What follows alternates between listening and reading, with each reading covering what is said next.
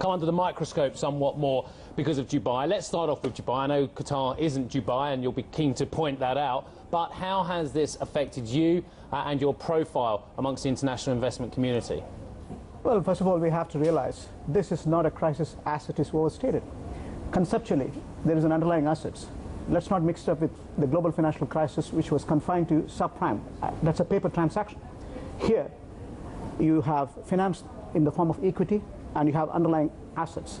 Clearly, conceptually, this is the debt restructuring process. That's what the definition is all about. Sir. It's a cash flow issue. That's what the problem is all about. This is a sovereign debt default, isn't it, sir? It's not. You look at the fine lines between the contract. Everything is driven by contractual obligations. Clearly, contractual due diligence should have been done by the money lenders, whoever is investing or lending. Clearly, conceptually, you have to underline the transaction, which is absolutely clear. This is overstated in retrospect. The knee-jerk impact world over was visible. Qatar is not an exception. The rest of the Gulf is not an exception. And that's why the stock market was taking a downturn in the early week. And clearly, you've seen the recovery yesterday, 6 to 7% recovery. Again, this is, people have realized this is overstated, and the reality remains is a simple cash flow issue. But you can only say it's overstated when you have clarity on the value of that underlying equity or that underlying asset that you just mentioned. We have no clarity on there because we have a situation where we have a vast amount of oversupply of commercial real estate and property assets, which Nakheel cannot value at the moment due to the fact that there are no willing buyers. You have an illiquid asset, and hence it does become a crisis, sir. Well, let's understand the overall the scale of the economy. Whether it's United States or United Kingdom or United Arab Emirates, you have to look at the overall macroeconomic fundamentals. 20% last year reported as fiscal surplus as UAE as nation. Conceptually, if you look at the real estate in terms of GDP, it's clearly, from the macro perspective, as UAE as a nation, is minimal. So the impact has been visibly clear. It will be sorted out. There is a creditors meeting scheduled next week, and I'm sure creditors will come to terms and they will understand there is a scope for definite repayment. It's a question of time.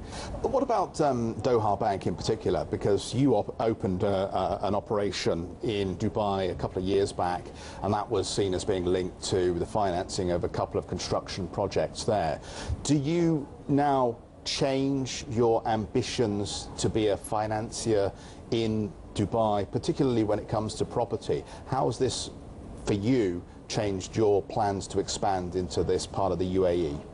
Well, we have to realign based on the sectoral risk we see. Conceptually, that's what we have done. Our business model is confined to trade finance. The cross-border lending is confined to trade finance, LCs, guarantees, non-funded business to start with. And there are cross-border transactions taking place. Qatar is doing business in Dubai, and Emiratis coming to Qatar is a normal process. That's what we cater to. And we don't have exposure in the set deal. And Qatari banks have disclosed in clear terms they don't have direct exposure to any of the corporate which has been subject to restructuring. It's a great opportunity, isn't it, for Doha? I mean, you guys must be rubbing your hands with glee, because now that the UAE central bank seems to have mishandled this, and the Dubai construction companies have got egg on their face, this is the chance for Qatar to step in and say, look, we're a safe place, we're the new financial and leisure hub for the Middle East. Well, we complement each other. Let's put it this way. Conceptually, Qatar is a different business model. It is an industrialized nation. It's very intrinsic. You have got economic progressions the last 8 years. Successive surplus budget we demonstrated. Clearly, if you look at logically expand, extrapolate for next 5 years, we're going to have LNG, doubling the existing capacity, oil expansion, petrochemicals. You have an interesting story. We'll be back with the CEO of Doha Bank in just a moment. Squawkbox Europe at CNBC.com if you'd like to join in the conversation, or if you've got a question indeed for Sonia as well. We'll see you in a moment. Stay with us here on Squawkbox. We'll also talk to the head of DSM, Faiki Shibesman, the chairman of that business, about Doha. The CNBC government starts making money again for all of us. I was getting worried there when they were 17% offside. Becky, thank you. Right, we have kept over the break our guests from the Doha Bank, the chief executive, R Seetharaman. We've got plenty of questions for you, so not only about Dubai, but about the whole region as well. But one interconnected question that I must start off on, which I haven't asked yet, is Jeff was saying Qatar must be benefiting from it. But what I'm wondering is the development of that question, and that is, we've talked a lot with you and other guests over the years about does the Middle East need quite so many financial centres? Riyadh, Bahrain, Dubai and Abu Dhabi, and indeed, of course, Doha. This must have given Doha a wonderful push towards that consolidation to becoming the financial centre. Or do you believe that actually all these financial centres can work together and you don't need one preeminent centre? If you look at the bigger picture, there's an integration within the states. If you look at Qatar, for example, Doha Security Market, Central Bank, Financial Market Authority, Qatar Financial Center, all getting into the integrated form with a unified vision. If you have billions of dollars as industrial expansion as well as infrastructure creation, the combined capacity of the local bank is limited. So you need to bring in foreign direct inflow. So you need to internationalize the frame of Qatar, and that's precisely happening by multiple wings. And I'm sure individual states have got their own vision. Qatar has got a discipline 2030. We are steering in terms of economic progression, social progression, political progression. So it's a convergence in total terms. And that's what it's all about. And it's been a progressive step. And convergence is already drawing enormous benefits. The model is quite unique. That's what I'm saying. The business model of Qatar is quite distinct from the rest of the market space. We have done the hard work. We borrowed money 10 years before the international market, put in not in flyovers and bridges. We got into industrial expansion. Today, it's a telling story for the world to realize here is a vision and professional executions, and the rest are all teamwork.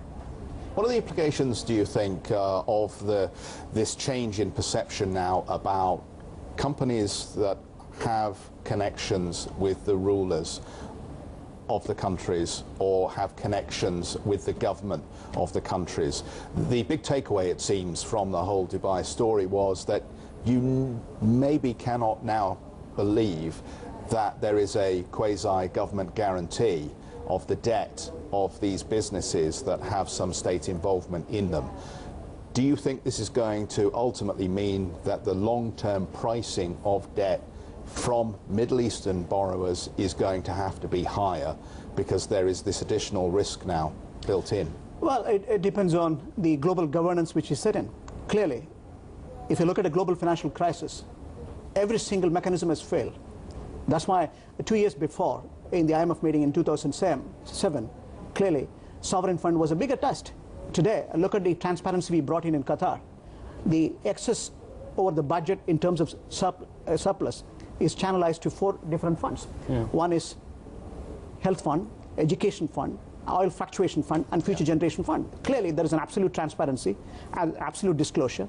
So there's an absolute segregation. That's why it's very important what sort of governance you bring in. Clearly, every state has got to bring in the framework as they deem fit, depending upon their overall framework. Clarity and transparency. I just want to move on from that, though. If I can ask you just about your role in Copenhagen, because you've been actively involved in that. There will be those in our audience who will say, well, this is ironic, isn't it? We now have money coming from the Middle East to go towards this Copenhagen process, when ultimately this part of the world has benefited from the burning of carbon for centuries. Why now should we believe that there is a change in view from a part of the world that is still making money from the rest of the world's dependence on oil and gas? Well, the region has been blessed with 45% of the world oil, 22% of the world gas. Today, look at where it's all deployed, conceptually, in the industrial expansion, infrastructure creation, and sovereign funds world over. And there is a diversification process. Even within the alternates, renewable energy, countries like Qatar has gone into LNG, energy efficient, environment friendly. We are also looking at other options, including solar. The GCC framework has been defined for alternates as well. The process remains, the Copenhagen should concentrate on sustainable development in global terms, in terms of lending as well as investments. I'm disappointed G20 has not taken it seriously on this. Again, IMF should have clearly imposed discipline for the bankers, how much as a CSR, corporate social responsibility, within their lending or investment framework should concentrate on the renewable energies. So that has to come. That will get evolved by this process as such. And we are a contributor. We are complementing the process, and we are going to generate positive values out of this conference. Good having you in. Good to catch up. Thanks very much for giving us your time this morning. Mr. Seetharaman, the CEO of Doha Bank, of course. Becky, to you. Yeah, let's pick up on this ECB story.